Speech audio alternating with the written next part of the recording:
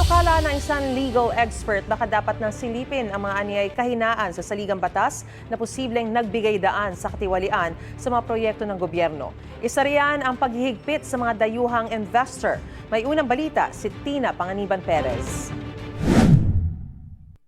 Sa gitna ng galit ng taong bayan sa anomalya sa flood control projects, sabi ng isang legal expert sa House Committee on Constitutional Amendments, baka panahon ng silipin ang mga kahinaan ng konstitusyon na maaaring nag-ambag sa katiwalian sa mga proyekto. The people, because of the flood control issue, have come to the realization that if the failure is systemic, then maybe the system needs changing.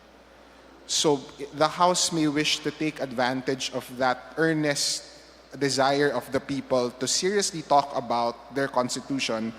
Ngayong nakita na ang anomalya sa mga flood control project na nako-corner ng iilang kontraktor, bakit daw hindi buksan ang mga kontrata sa mga dayuhan? Sa ngayon kasi, nililimitahan ng saligang batas ang pamumuhunan ng mga dayuhan. Hanggang 40% lang ang pwedeng share ng mga dayuhan sa mga negosyo sa bansa at ang 60% ay dapat nasa kamay ng mga Pilipino. Bawal din ang partisipasyon ng mga dayuhan sa ilang industriya. Ang pagluluwag ng mga industriya sa mga dayuhan, suportado ng business community.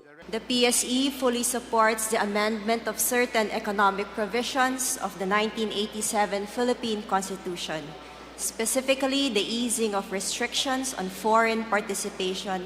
The restrictive provisions reflect a nationalistic and protectionist spirit from the 1935 and 1973 constitutions, an approach that no longer aligns with today's globalized economic environment. Filipino first and Filipino only provisions in the Constitution have only resulted in the development of monopolies and oligopolies in the country. Gayunman, may mga paalala pa rin ang ilan kahit bukas din sa mga pagbabago. We still stand that we have to protect our sovereign rights as far as exploitation of natural resources and land ownership. Napag-usapan din ang kasalukuyang presidential system sa bansa kung saan kailangan ng mga politikong manligaw sa mga botante. I am for a shift to a parliamentary system because the present presidential system is just too impractical already. To run for president, you need at least 5 billion pesos. And to generate this amount of campaign funds, you will have to promise everything to your supporters. Pero ang mismong pagbabago ng konstitusyon, pinahihirapan ng malabong probisyon mismo sa saligang batas. Maaari kasing ang Kongreso ang mag-amyenda sa konstitusyon sa pamamagitan ng isang Constituent Assembly. Pero hanggang ngayon, tanong pa rin, paano bibilangin ang boto ng Senado at Kamara? Magkasama o magkahiwalay? Kaya sabi ni ACT Teachers Party List Representative Antonio Tino na tutol sa constitutional amendments, baka sayang lang ang oras sa pag-uusap ng tsa-tsa. Baka dapat tanggapin ng komite na dead in the water na itong CONAS.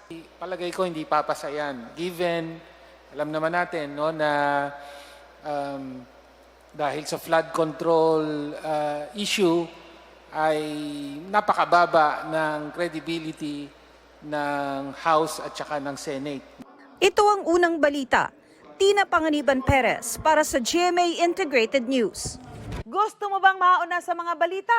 Mag-subscribe na sa GMA Integrated News sa YouTube at tumutok sa unang balita.